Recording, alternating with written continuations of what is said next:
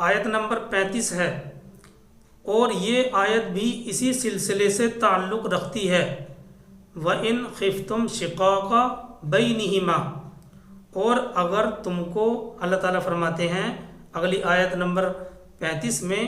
وَإِنْ خِفْتُمْ شِقَاقَ بَيْنِهِمَا فَابْعَثُوا حَكَمًا مِّنْ أَهْلِهِ وَحَكَمًا مِّنْ أَهْلِهَا إِنْ يُرِيدَا إِصْلَاحًا يُوَفِّقِ اللَّهُ بَيْنَهُمَا إِنَّ اللَّهَ كَانَ عَلِيمًا خَبِيرًا۔ وَإِنْ خِفْتُمْ شِقَاقَ بَيْنِهِمَا، اور اگر تم کو میاں بیوی کے درمیان جدائیگی کا اندیشہ ہو، اللہ تعالیٰ فرماتے ہیں اور اگر تم کو میاں بیوی کے درمیان جدائیگی کا اندیشہ ہو تو ایک انصاف کرنے والا مرد کے خاندان سے مقرر کر لو، ایک انصاف کرنے والا مرد کے خاندان سے مقرر کر لو، اور ایک انصاف کرنے والا عورت کے خاندان سے مقرر کر لو۔ ان یریدا اصلاحا یوفق اللہ بینہما، اگر یہ دونوں اصلاح کرنی چاہیں گے تو اللہ تعالیٰ ان کے درمیان موافقت پیدا فرما دیں گے۔ یہ تینوں مراحل سے گزرنے کے بعد کا مسئلہ ہے۔ 3 مراحل تو پہلے بیان کیے گئے پچھلی آیت میں، یہ مسئلہ تینوں مراحل سے گزرنے کے بعد کا ہے، یعنی اب اگر کوئی تدبیر کام نہ کرتی ہو اور ان دونوں کے درمیان ضد کی کیفیت پیدا ہو گئی ہو، عورت میں بھی غصے کی کیفیت ہے اور مرد میں بھی، اور ان کا ساتھ رہنا مشکل نظر آتا ہے، تو حالات کو درست اور بہتر بنانے کے لیے ایک تدبیر اختیار کرنے کی قرآن کریم کی اس آیت نے ہدایت فرمائی ہے۔ یعنی ایک انصاف کرنے والا مرد کے خاندان سے، مرد کے خاندان کی طرف سے، اور ایک انصاف کرنے والا عورت کے خاندان کی طرف سے مقرر کر لو۔ یہ دونوں اختلاف کی وجہ دریافت کریں گے، میاں بیوی دونوں کے گلے شکوے اور وضاحتیں سنیں گے، اور ان دونوں کو سمجھا بجھا کر میل ملاپ کی کوئی صورت نکال لیں گے۔ لیکن یہ تبھی ممکن ہے، یہ تبھی ممکن ہو سکتا ہے جبکہ دونوں میاں بیوی اصلاح کرنا چاہیں۔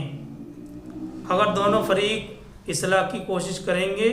ان یریدا اصلاحا یوفق اللہ بینہما، تو اللہ تعالیٰ ان کے درمیان ضرور موافقت پیدا فرما دیں گے، ان کی زندگی کو دوبارہ سے خوشگوار بنا دیں گے۔ ان اللہ کان علیا کبیرا، یقیناً اللہ تعالیٰ سب کچھ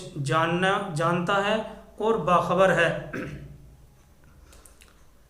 یہ قرآن کریم کی تعلیم ہے، ایک حکم مرد کی طرف سے اور ایک حکم عورت کی طرف سے بنا لیا جائے، اور یہ دونوں آپس میں دونوں کی جو اختلاف کی وجہ ہے وہ دریافت کریں گے، میاں بیوی کے گلے اور شکوے اور وضاحتیں سنیں گے، اور دونوں کو سمجھا بجھا کر میل ملاپ کی کوئی صورت نکالیں گے۔ لیکن یہ یاد رکھنا چاہیے کہ یہ تبھی ممکن ہو سکتا ہے جبکہ دونوں میاں بیوی اصلاح کرنا چاہیں۔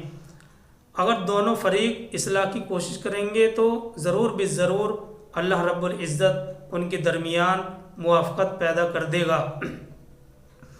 دیکھیے قرآن کریم کی یہ تعلیم بہت اہم ہے، اگر اس تعلیم پر عمل کر لیا جائے تو گھر کا جھگڑا گھر ہی میں ختم ہو جائے۔ یہ تعلیم بہت اہم ہے، اگر ہم اس تعلیم پر عمل کر لیں تو گھر کا جھگڑا گھر ہی میں ختم ہو جائے۔ لیکن بعض اوقات ایسا بھی ہوتا ہے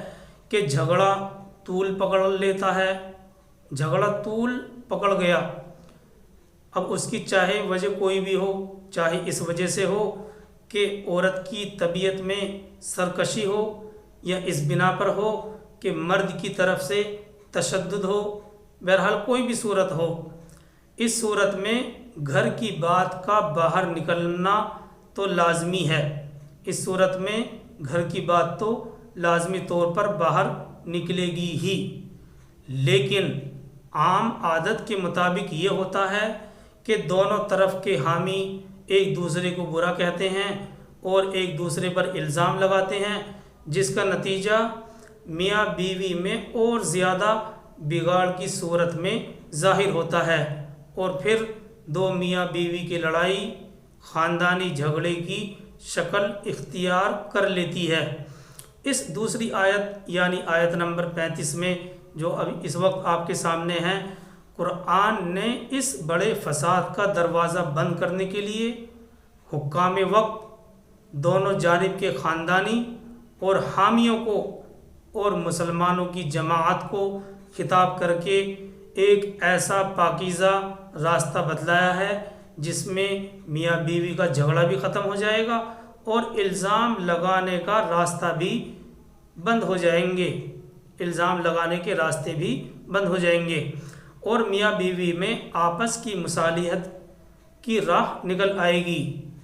اور گھر کا جھگڑا گھر ہی میں ختم نہ ہو تو کم سے کم خاندان ہی میں تو ختم ہو ہی جائے گا، عدالت کے چکر لگانے کی ضرورت پیش نہیں آئے گی اگر اس تعلیم پر ہم عمل کر لیں۔ یہ قرآن کی تعلیم ہے، اور اس تعلیم سے لوگوں کے آپسی جھگڑوں کے متعلق بہت ہی فائدہ مند ایک سبق نکل کر سامنے آیا، جس کے ذریعے عدالت اور حکومت تک پہنچنے سے پہلے بہت سے جھگڑوں کا فیصلہ گھر کے گھر ہی میں ہو سکتا ہے، گھر کے اندر ہی ہو سکتا ہے، اور اگر گھر میں بھی نہ ہو تو خاندان میں تو کم از کم ہو ہی جائے گا۔ تو یہ قرآن کی تعلیم، اور اس تعلیم سے لوگوں کے آپسی جھگڑوں کے متعلق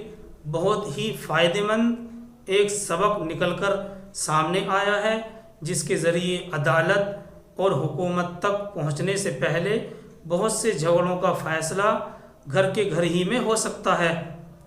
اور اگر گھر کے گھر میں نہ ہو تو خاندان میں تو ہو ہی جائے گا، کیونکہ پہلے 3 مراحل بیان کیے گئے، اس میں بات صلح ہو جائے گی، اور اگر اس میں بھی صلح نہ ہوئی تو کم سے کم خاندان کے اندر تو صلح ہو ہی جائے گی۔ عدالت تک پہنچنے کا تیسرا بات کا مسئلہ ہے، تو ہمارے جھگڑے اور فیصلے گھر کے گھر ہی میں ہو سکتے ہیں، اور اگر گھر ہی میں نہ ہو تو خاندان میں تو ہو ہی جائیں گے۔ اور ایک چیز جو اس سلسلے میں فقہا اور مفسرین نے بیان کی ہے، اسی سے متعلق قرآن کے آپسی صلح کرانے کے لیے 2 فیصلہ کرنے والوں کی یہ تجویز صرف میاں بیوی کے جھگڑوں تک محدود نہیں ہے۔ اس سلسلے میں فقہا اور مفسرین فرماتے ہیں، قرآن کے آپسی صلح کرانے کے لیے 2 فیصلہ کرنے والوں کی یہ تجویز صرف میاں بیوی کے جھگڑوں تک محدود نہیں ہے، بلکہ دوسرے جھگڑوں میں بھی اس سے کام لیا جا سکتا ہے اور لینا بھی چاہیے، خاص طور پر اس وقت جب کہ جھگڑنے والے آپس میں عزیز رشتہ دار ہوں، کیونکہ عدالتی فیصلوں سے وقتی طور پر جھگڑا تو ختم ہو جاتا ہے، جب عدالت کا فیصلہ آتا ہے تو وقتی طور پر جھگڑا تو ختم ہو جاتا ہے، مگر عدالتی فیصلے دلوں میں دشمنی کے جراثیم پیدا کر دیتے ہیں، جو بعد میں بہت ہی ناگوار شکلوں میں ظاہر ہوتے ہیں۔ یہی وجہ ہے کہ ایک بڑے مفسر ہیں، ان کی کتاب ہے معین الحکام، اس کے صفحہ نمبر 214 میں ہے کہ حضرت فاروق اعظم رضی اللہ تعالیٰ عنہ نے اپنے قاضیوں کے لیے یہ احکام جاری کر دیا تھا کہ رشتہ داروں کے مقدمات کو انہی میں واپس کر دیں، تاکہ وہ خود اپنی برادری کی مدد سے آپس میں صلح کی کوئی صورت نکال لیں۔ حضرت فاروق اعظم نے اپنے قاضیوں کے لیے یہ حکم جاری کر دیا تھا کہ رشتہ داروں کے مقدمات کو انہی کے حوالے کر دو،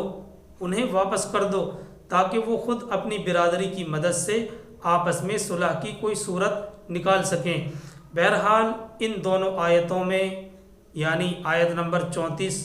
सूरह निसा आयत नंबर 34 और 35 में इंसानों की ज़िंदगी का